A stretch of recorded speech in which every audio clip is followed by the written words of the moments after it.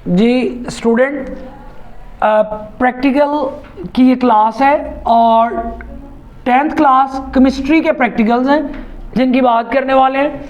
और मैं ये चीज़ बताने लगा हूँ कि इन प्रैक्टिकल्स में से क्या क्या चीज़ें हमने करनी है और उसके कितने कितने नंबर हैं। केमिस्ट्री का प्रैक्टिकल थोड़ा हट के है, जो फिजिक्स है उसके अंदर प्रोसीजर के नंबर्स नहीं होते, ना ही लिखना होता है। लेकिन केमिस्ट्री के और बायो का जो प्रैक्टिकल है उसका भी तरीकाकार क्या है, अलग है। केमिस्ट्री का जो प्रैक्टिकल है इसका एक अपना तरीकाकार है, इसमें हमने प्रोसीजर लिखना होता है। ये मैंने मेल्टिंग और बॉइलिंग पॉइंट के पहले 5 प्रैक्टिकल्स हैं, उनके नाम 5.1, 5.2, 5.3 और 5.4, 5.5 है। ये किसी भी कंपनी की कॉपी है, नंबर सेम ही है। और करना क्या है, इनमें मेल्टिंग और बॉइलिंग पॉइंट फाइंड करने। अब आप लोगों ने याद क्या करना है, आउटलाइन ऑफ मेथड का मतलब ये है प्रोसीजर, और इसमें एक ही प्रोसीजर आप याद करेंगे तो वही प्रोसीजर आप सब में क्या कर सकते हैं, रिपीट कर सकते हैं। उसके बाद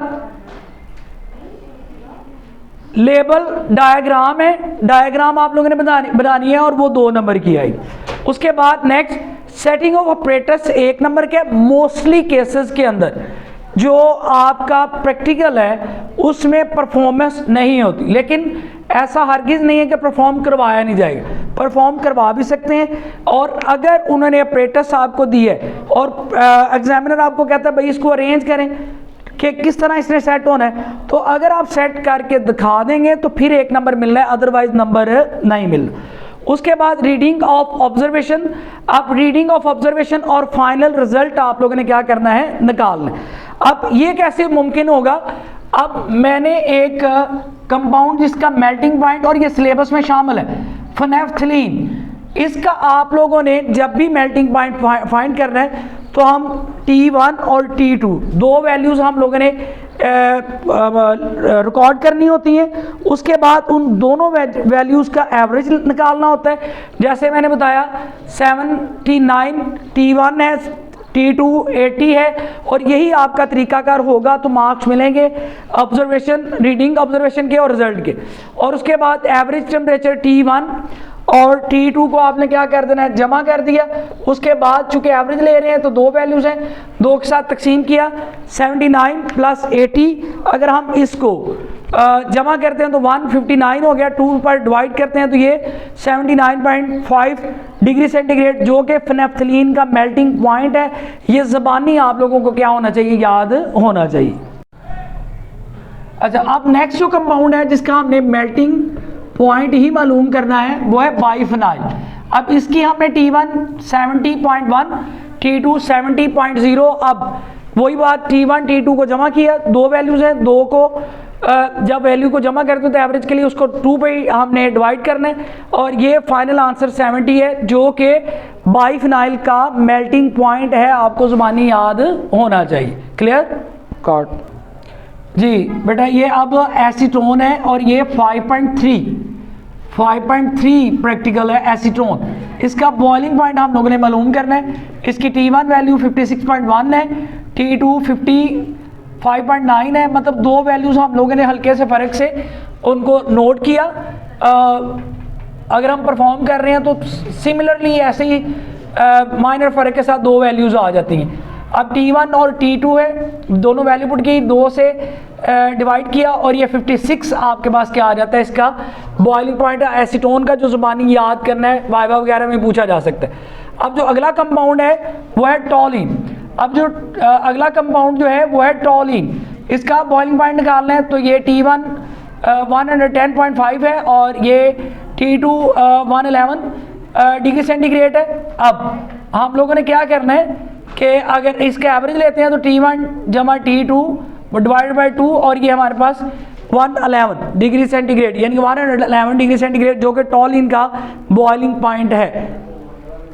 और अब जो 5.5 प्रैक्टिकल है उसका जो कंपाउंड है वो इथाइल अल्कोहल है, और इसका भी बॉइलिंग पॉइंट मालूम करना है।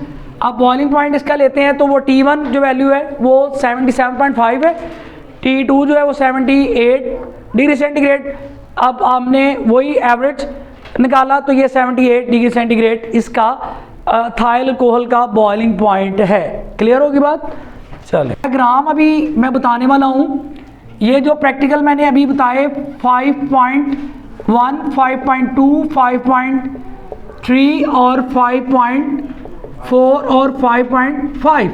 अब इसमें मैंने अभी आपको बताया था स्टार्ट में कि आउटलाइंस हैं, आउटलाइन ऑफ मेथड, उसके 5 नंबर हैं। लेबल डायग्राम, ये डायग्राम वाला पोर्शन अभी आपको बताने लगूँ। पहले सेटिंग ऑपरेटर्स और रीडिंग और रिजल्ट मैंने आपको बता दिया। अब हम डायग्राम, अब इसमें डायग्राम पांचों में सेम है। हम लोगों ने क्या करना है, एक स्टैंड बनाना है। मोस्टली बच्चे डायग्राम को बड़ा बेहतर बनाने की कोशिश करते हैं, लेकिन केमिस्ट्री के अंदर बेहतर डायग्राम नहीं, बस डायग्राम होनी चाहिए, ठीक है। और बनानी भी आप लोगों ने इंक पेन या बॉल पेन से बनानी होती, ठीक है। आप अगर इंक पेन यूज़ कर रहे हैं तो इंक पेन, और अगर बॉल पेन है तो बॉल पेन से आप लोगों ने क्या करनी है, बनानी है। इतनी प्रैक्टिस आपकी होनी चाहिए। अब ये हमारे पास क्या आ गया, एक स्टैंड आ गया। अब इसके ऊपर हम लोगों ने क्या करना है कि एक अगेन एक स्टैंड है और इसके ऊपर यहाँ पर गाज यानी जाली लगी होगी, और इसके नीचे हमारे पास बर्नर होगा, और इस बर्नर, ये बर्नर होगा, उसके ऊपर हम लोगों ने एक बीकर रखा होगा।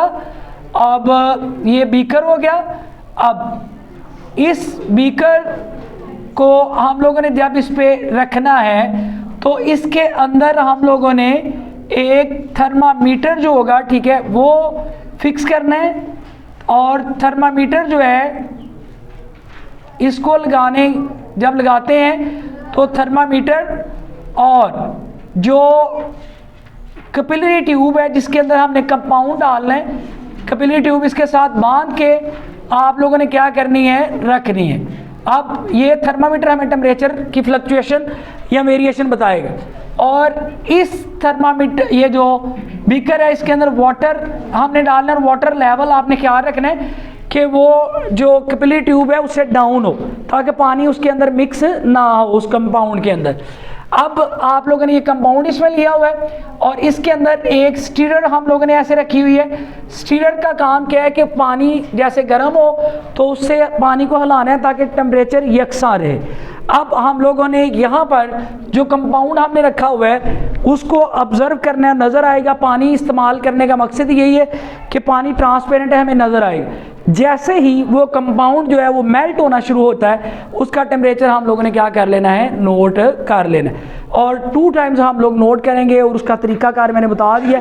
पहले T1 T2 है, उसके बाद उसकी एवरेज लेनी है। एवरेज लेने के बाद जो फाइनल वैल्यू होगी वो हमारी फाइनल वैल्यू होगी। और इसके अंदर आप लोगों ने इसको लेबल लाजमी करना है। ये बर्नर है, ये स्टीरर है, ये कैपिलरी ट्यूब है, ये थर्मामीटर है, ये स्टैंड है, ये सारे नाम लिखेंगे।